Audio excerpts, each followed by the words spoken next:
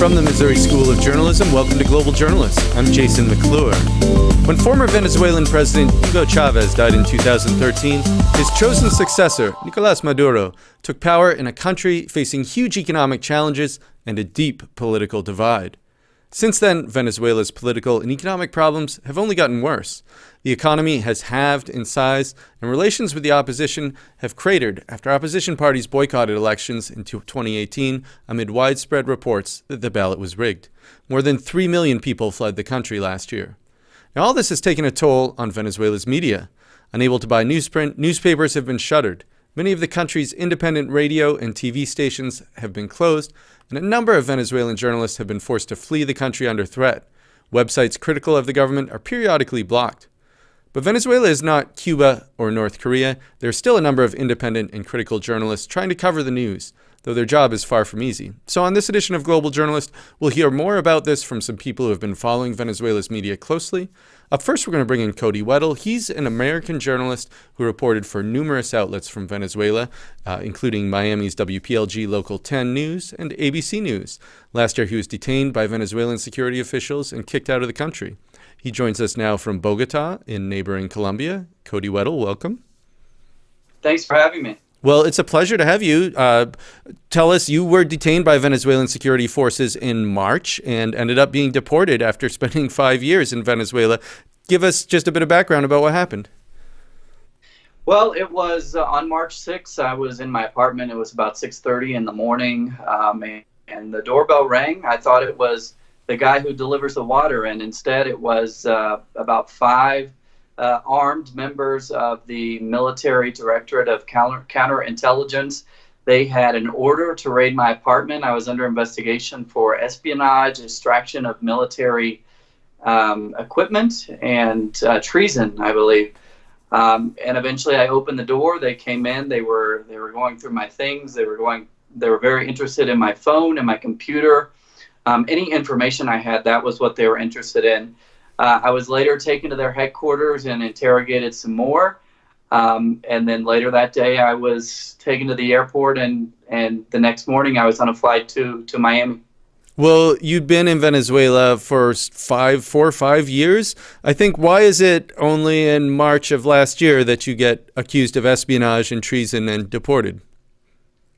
Well, I think we had reached a time in Venezuela where we had seen the polarization there and the paranoia on both sides, especially within the government, reached levels that we had never seen. And so my theory, although they never told me exactly why I was being investigated or arrested, was that I did a story about the internal workings of the military and whether the military was ready to turn against Nicolás Maduro.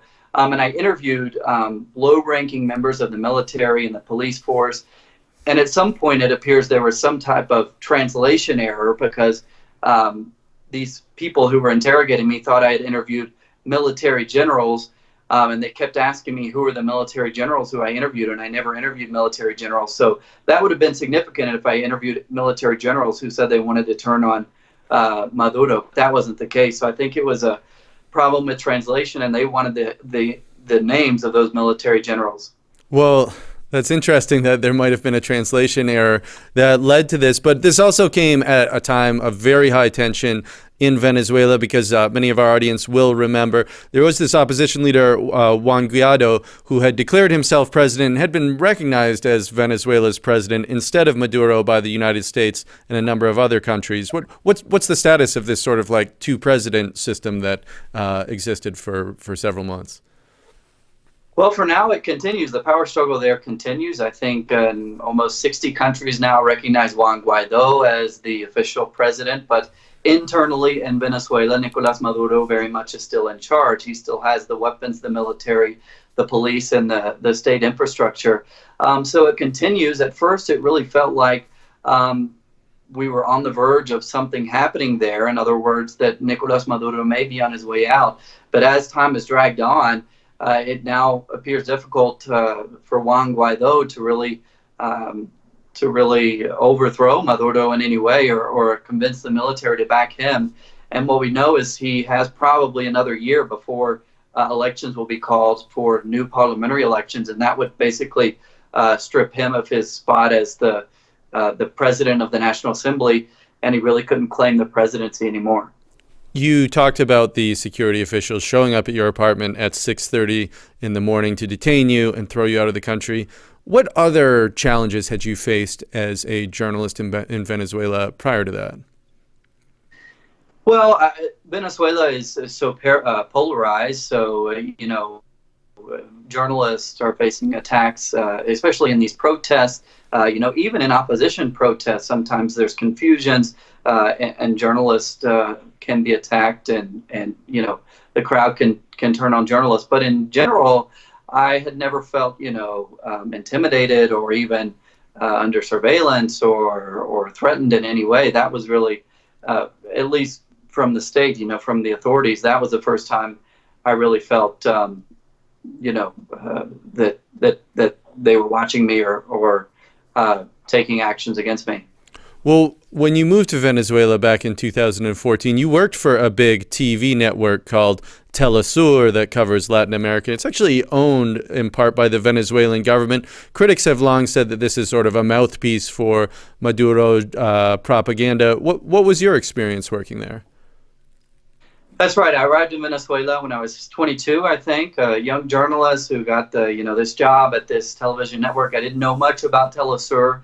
I think Telesur started with good intentions. Its first president really wanted to show a different perspective about Latin America. But over the years, as Venezuela has become more of a battleground, it's really become a mouthpiece for Maduro in all ways. And that was my experience as well. I was there, trying to do actual journalism. And my experience was that most of the stuff I did wasn't published. Most of, I would be told to hurry up on a piece, on a story, and then I would do it and it wasn't published. So I think really it has declined and it's become really a propaganda outlet for Maduro. Well, Cody Weddle, you're working in Colombia right now. Do you have any intention to go back to Venezuela? Are you able to return to Venezuela? Well, it's not clear. I had a residency visa in Venezuela. I had been there for 5 years. The residency visa is still on my passport. They didn't, mark that out or anything. So I'm not sure if I'm allowed to return to Venezuela for now, but that's not in my plans, at least until I can confirm that there's not a legal process there against me or that I wouldn't be in danger of being arrested again. So I would like to return. Certainly, I have a lot of friends there and a lot of, most of my career was there. So that's in my plans as soon as I can.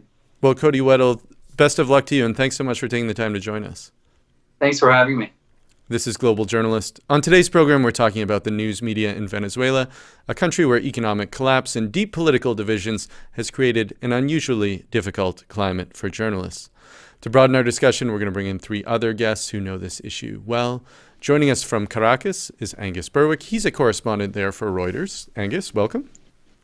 Hi, great to be here. Also with us in Chicago is Stephanie Rodrigues. She's a Venezuelan journalist who fled the country after helping make a film documenting human rights abuses by the government. Stephanie, welcome. Thank you for having me here. And on the line from New York City is Natalie Southwick. She's the Central and South America Program Coordinator at the Committee to Protect Journalists.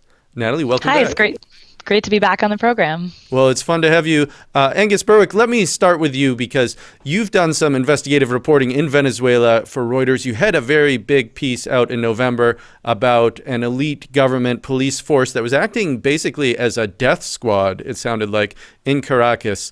Tell us a little bit about that piece and what some of the repercussions were of it.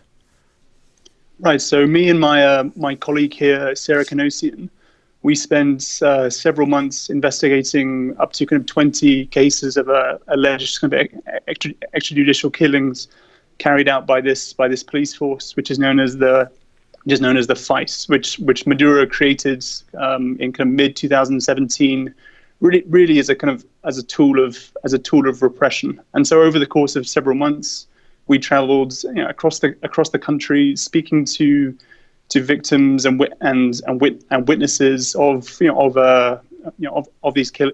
these killings, and what we found is that this police unit really does exist in a kind of total atmosphere of impunity. they go where they want. They effectively they kill they kill who they want, and other government forces then assist them in covering up the details behind those deaths. Well, Angus, let me ask you this. I mean, did you feel free to report on this issue, or was someone from the government breathing down your neck while you're out interviewing people about extrajudicial killings? I mean, we weren't aware of us ourselves being followed. Although we did spend time with this police unit, and on numerous occasions after interviewing relatives of one particular victim, they would then later tell us that local police had stopped by their houses later on to warn them, don't go speaking to media. So I think these are the kind of constant considerations that we were dealing with during the reporting process. Balancing. These people really want to tell their stories, and they want the world to know what is happening here. But we also have a responsibility to protect them from any possible reprisals. Well, Stephanie Rodrigues, let me bring you into the conversation as well, because you've done a lot of work on human rights abuses in Venezuela as well. You helped produce this documentary called Venezuela, The Truth, that covers human rights abuses by the government. One of the victims of the government that you cover in the film is your brother. Tell us just a little bit about his story. Well, my brother is not in the movie like that, but it's like when he was arrested in 2017, April 6th. And after that, I just dedicate my whole time to show, to be on the streets, taking pictures and just posting everything and showing to the world what's going on. Of course, he was just 2 days in jail, but that was actually the worst experience of our life, to say, for me and my family.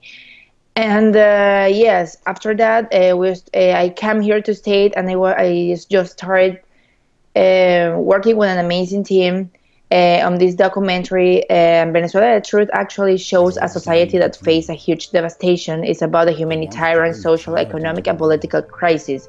The struggle to survive that is constantly increasing in this country, and the migratory process and family breakdown are becoming more and more frequent. Well, Stephanie, let me ask you this. I mean, so you've made this film. It's very critical of the government. How did you know that you had to leave the country? Well, it's complicated because, of course, when they gave me my brother, I was threatened, also my family and my brother. And after that, when I started writing the documentary, I went back to Venezuela to help to produce the documentary in Venezuela. So after the movie was already done, one of the producers was in Argentina. She gave an interview, and after that, of course, everything was like showing up, and the team was really afraid, to say it like that. So they were, okay, you have to get out of there. And I just had to leave the country in 3 or 4 days, if I remember. But yeah, it was a really hard moment because I didn't really want to leave the country. I just was forced to do it. Well, Natalie Southwick, if I could bring you in. We've heard Cody Weddle's experience, who was deported from Venezuela. We heard Stephanie Rodrigues, who felt like it wasn't safe for her to stay there any longer. And then Angus Berwick as well. Give us, just if you would, a little bit of an overview right now of the situation for press freedom in Venezuela.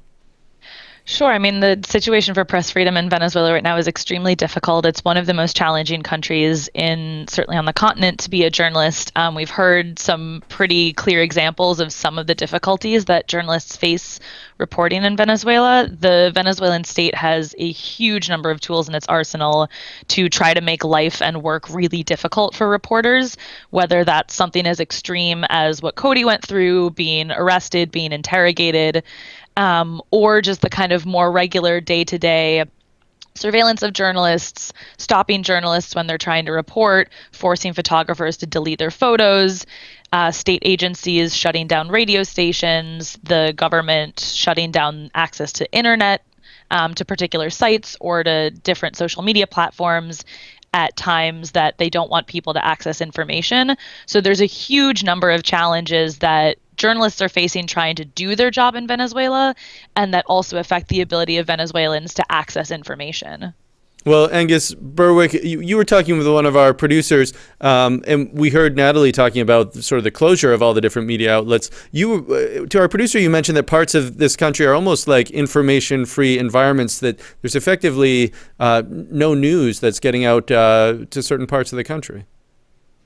Yeah, I mean, you have to think that, especially kind of rural areas, and entire cities often spend, days now without any power. Cell reception is often atrocious, and also a lot of the websites, owned by independent local media here, websites like El Pitazo, for example, are actually often blocked by the kind of the state's kind of telecom regulator. So you actually need a VPN in order to even read the journalism which these outlets are still producing, in very difficult circumstances. Well, Stephanie Rodrigues, I mean, one feature of the Venezuelan media environment is a strong dose of government propaganda. Do you get the sense that people believe everything they hear on state radio, on state television? Like, does it have a real impact on people's political views? I'm not going to say that everybody believes in what they're looking and watching on the television, because we already know what's going on. And actually, the media is in total control. The government has the total control of the media. So the people who actually follows the government, that of course are not a lot, they maybe believe everything they said. But we get to look for the media outside, for digital media or reporters that really shows to the world what's going on. But those are the ones who are in danger, because the government doesn't want them to show the world what's happening in Venezuela. So it can be like a really big deal, because we don't have a way to know what is happening inside of the country. Actually, in the outside, no more that when we are in Venezuela. Well, Natalie Southwick, if I could turn this to you, I mean, it sounds like it's a very polarized environment there right now, particularly when it comes to the media and where people are getting their information from. But I understand that one tool that the government has in its arsenal when it comes to sort of silencing critical voices is an anti-hate speech law that was passed a couple years ago. What can you tell us about that? Yeah, that's correct. I mean, the government has used several different kinds of legislation, as well as just lawsuits against media outlets to try to silence them, in addition to the other kind of more overt forms of censorship that we're seeing. But the anti-hate law, when it was passed, we were very concerned about it because it really doesn't define hate speech at all. It's very broad, and it leaves it up to interpretation of the authorities to determine what is hate speech. And so we've seen the effects of laws like that in a number of countries. Nicaragua, we saw 2 journalists that were in prison for 6 months, supposedly for inciting hate. And we've seen it used not to impose such long prison sentences yet in Venezuela against journalists, but certainly as a way to intimidate people, because essentially anything that you write that's viewed as critical could potentially fall under that anti-hate law if the authorities want to do so. So it's really just another way of trying to intimidate and frighten people into not reporting on perhaps sensitive topics. A reminder that you're tuned into Global Journalist. I'm Jason McClure. On today's program, we're talking about how the news media operates in Venezuela. We're joined from Caracas by Angus Berwick of Reuters, as well as by the Venezuelan journalist Stephanie Rodrigues and Natalie Southwick of the Committee to Protect Journalists. So, Stephanie, if I could bring you back into this conversation, this film that you made, Venezuela, The Truth, I mean, it is available on the internet. How challenging is it for a film like that is critical of the government to get distribution, to get viewers inside Venezuela? No, that's actually impossible, and not only in Venezuela. When we were trying to put the movie in some channels, they were really afraid, because they have reception in Venezuela and also in other countries in Latin America. So yeah, it's more about how afraid people are to show the truth. And in that moment is when you really realize who are the ones who really want to face what's going on, and the ones who are just pretending they're facing it. And when we made this movie, we were thinking about English speakers because Venezuelans already know what's going on. We wanted to know the world what's going on. So yeah, it has been like hard when the movie is already in a channel or published. It's gonna be hard to go back to Venezuela, and because we really explain everything little by little what's going on, actually what's going on right now. And Natalie Southwick, unfortunately we lost Angus Berwick for a moment there, but he had been talking about this investigation conducted by this online news outlet, Armando.info, into Venezuela's opposition, essentially, and finding some evidence of corruption there among Juan Guaido's allies. And this has really created a lot of waves in Venezuela, but my understanding is that this news site, like many others, is actually run by people who aren't in Venezuela. That's correct. I was actually really excited to jump into that question anyways, because we've worked with a number of Venezuelan journalists who are continuing to do really incredible work despite the challenges that they're facing, both within and from outside of the country. The head editors of Armando.info have been working most of them from Bogota for quite a while now. They fled the country when they were facing threats of lawsuits. But obviously a number of journalists are still working with them inside the country. And there are a lot of other examples of really great reporting happening that's not just looking at, the Maduro administration, but is also reporting more broadly on issues of migration, corruption, the socioeconomic crisis. I think it's important to remember that Venezuela, one of the strengths there for journalists is that there is a really long legacy of very talented reporters there. It had such a strong journalistic infrastructure, and so that's why the government has targeted journalists so much, but it's also why it's been so hard for them to fully silence them, because there are too many people in the country who still want to be reporting and still want to be, as Stephanie said, informing the world about what's happening. And Angus Berwick, if I could draw you back into this conversation now, I wanted to get a sense from you, just how safe is it for you as a journalist to go out and walk in the streets and interview people? I mean, we've heard periodic reports that it's actually, for many journalists, it's just dangerous to be on the streets of Caracas in certain neighborhoods interviewing people about certain topics. So I would say I think one of the kind of key challenges, especially for international media, is to really kind of get out of Caracas as much as possible. Because obviously within Caracas there is effectively a bubble where life where for people who earn in foreign currency, life is a little bit better. Power is more stable. It's slightly more secure. So so for our challenge, for Reuters, is really to get out and travel around the country as much as possible, and that's where we often run into security issues. A few months ago, I was traveling out to the east of the country for a story on migrants when we were, I think, ambushed by kind of armed bandits on this stretch of road.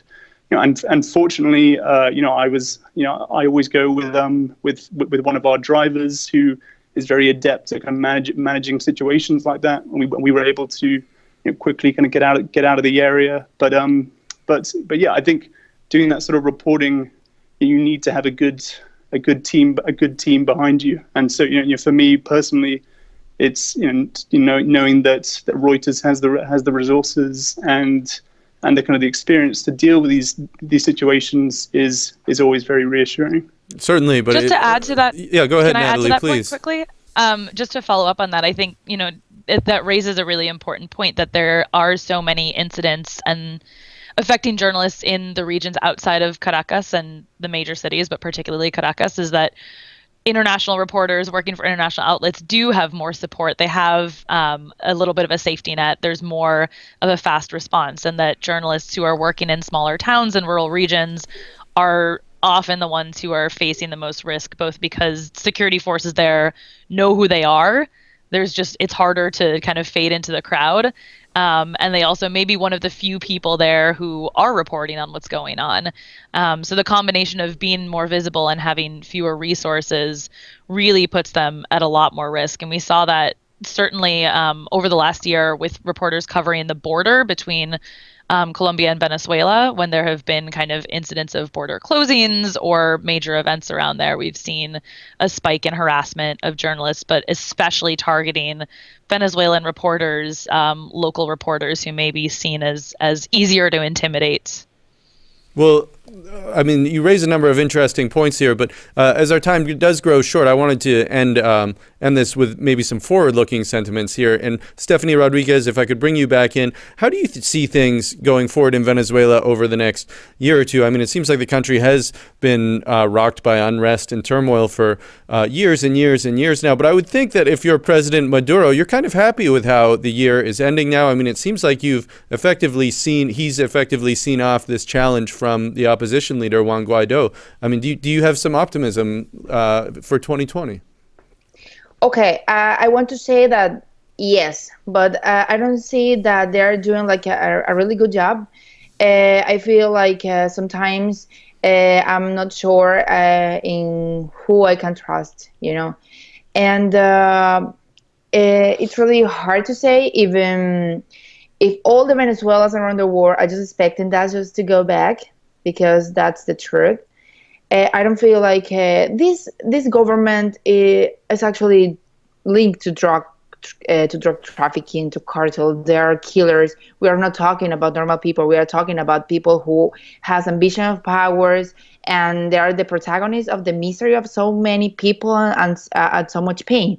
So I think that we have to take actions instead of just sitting and wait for them to just quit, So yeah, it's kind of hard. Actually, when we were doing the movie, I have to say thank you, because what the other two journalists that were talking here with me said, it's true, because it was so hard to get people who help into the movie, because they wanted to be part of the project, but they were so afraid, because they are living in Venezuela, they have family in Venezuela, and they are just keeping quiet, the people over there, because they are afraid to something to happen. So they are in the whole control of the country. So we have to take actions in this, and not just sit down and wait what's going to happen. Well, it sounds like there are still many challenges that remain, but unfortunately we're out of time for this edition of Global Journalist, a production of the Reynolds Journalism Institute at the Missouri School of Journalism and KBIA Mid-Missouri Public Radio. Our thanks to Cody Weddle, Stephanie Rodrigues, Angus Berwick, and Natalie Southwick. Our assistant producers this week are Laura Miserez and Arianna Suardi. Trevor Hook is our supervising producer, and Kyle McCubbin is visual editor. Takia Thomas is audio engineer. I do want to mention that after 6 years at Global Journalist, I'll be leaving the program in January, and this will be the last regular episode I'll record. We'll continue to release pre-recorded shows for the next several weeks, then the program will be going on a temporary hiatus. Before signing off, I do want to thank the many extremely talented and hardworking student producers who've worked on the program over the years, as well as the staff at KBIA. Thanks also to our executive editor, Kathy Kiley, as well as longtime collaborator and director, Travis McMillan. My special gratitude to you, our listeners, for supporting public radio and programs like this. For all of us at Global Journalist, I'm Jason McClure. Thanks for tuning in.